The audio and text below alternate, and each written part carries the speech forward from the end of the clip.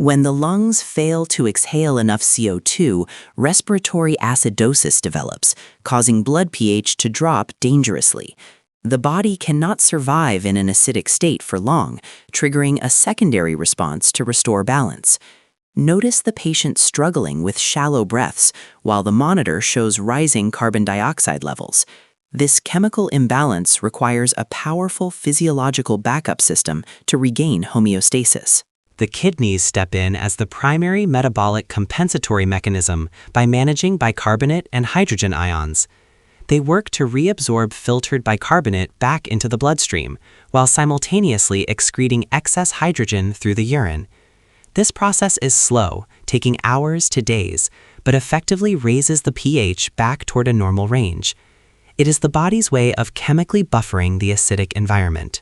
Nurses must closely monitor arterial blood gas results to evaluate the effectiveness of metabolic compensation. Assess for signs of improvement, such as stabilized pH levels and increasing bicarbonate concentrations on the lab report. Ensure the underlying respiratory cause is addressed while supporting the renal system with adequate hydration and electrolyte balance.